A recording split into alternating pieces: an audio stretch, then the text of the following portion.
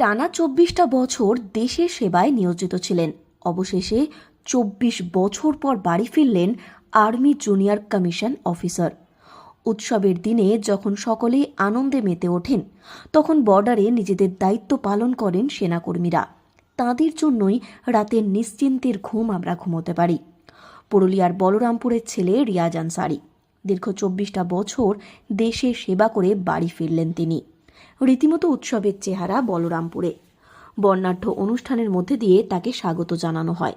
Train থেকে নামতেই তাকে মালা পরিয়ে বরণ করে নেওয়া হয়। এরপর ভারতের জাতীয় পতাকা দিয়ে সুসজ্জিত গাড়িতে করে বলরামপুর বাজার পরিক্রমা করানো হয়। উৎসবের মেজাজে দেখা যায় সকলকে। এ বিষয়ে প্রাক্তন আর্মি অফিসার রিয়াজ আনসারি বলেন, এতদিন পর দেশের সেবা করে বাড়ি ফিরে তিনি খুবই খুশি। অনেক প্রতিকূল পরিস্থিতির সম্মুখীন হতে হয়েছে তাকে।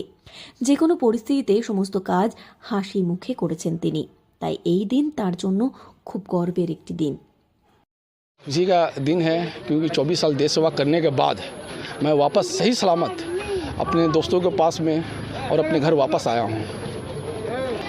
जो हमने देश सेवा किया है वो बहुत कठिनाई के साथ हुआ है, तो वो हंसता हुआ हमने किया है। हमारे नौजवान हैं जो आज के समय बलरामपुर में, वो भी हमें देख के इम्प्रेशन हो और वो भी देश सेवा के लिए ज़्यादा से ज़्यादा नौजवान आगे आए। এ বিষয়ে এলাকার বাসিন্দা বিজয় কুমার সাউ বলেন, রিয়াজ আনসারির অবসর গ্রহণ করে বলরামপুরে ফিরে আসায় তারা সকলেই আনন্দে আপ্লুত। আগামী দিনে তিনি নবপ্রজন্মের কাছে আদর্শ হয়ে উঠবেন। ভালো লাগছে এখানে আমাদের সব আমাদের যত ছেলে আছে অনেক খুশি হয়েছে। আমাদের মন থেকে অনেক আনন্দ আছে। যে কাজটা করে এসেছে আমরা চাইছি যে আমাদের ইয়ং ছেলে করুক, আমরা আগে যেমন দেশের জন্য কিছু করতে পারি। অনেক ভালো লাগছে। জিনিস হচ্ছে দেখে দেখে আরও মানুষ কিছু শিক্ষা পাবে। দেশের সেবা করে সুস্থভাবে রিয়াজ আনসারি বাড়ি ফিরে আসায় তাকে ঘিরে খুশিতে মেতে উঠেছে তার পরিবারের সদস্যরা। অধীর আগ্রহে এই দিনের অপেক্ষায় ছিলেন তারা। খুশি লাগছে, এতদিন পরে কাকু বাড়ি ফিরে এসছে। পুরো পরিবার এক জায়গায় হয়েছে, তাই আজ কাকুর সাথে সবাই পুরো দিন সেলিব্রেট করবে। নানাভাবে খাবারের আয়োজন করা হয়েছে। ফলে অনেক খুশি, কারণ কাকু এতদিন পর সুস্থভাবে ফিরে এসেছে। আমরা চাই যে সবাই এভাবেই থাকুক, সবাই সুস্থ থাকুক। জানা যায় ২০০১ সালের ফেব্রুয়ারি মাসে তিনি ভারতীয় সেনাবাহিনীতে যোগদান করেছিলেন। সেই সময় দিল্লির সংসদ ভবনে জঙ্গিদের বিরুদ্ধে লড়াইয়ে সামিল হন। ২০০২ থেকে ২০০৩ প্যারেন্ট রেজিমেন্ট ইন্ডিয়ান আর্মির আর্টিলারি সেন্টারে নাসিকের ময়দানি তোপখানায় কর্মরত ছিলেন।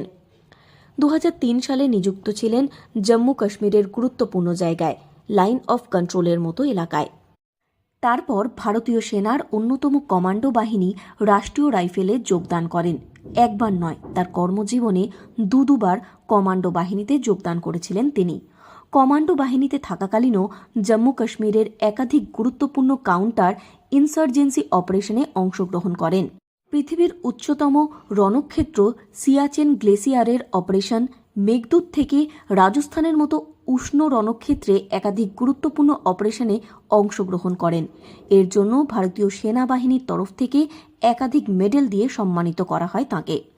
এমন আর্মি অফিসার দেশের গর্ব, তাই তাঁকে ঘিরে উৎফুল্ল বলরামপুর।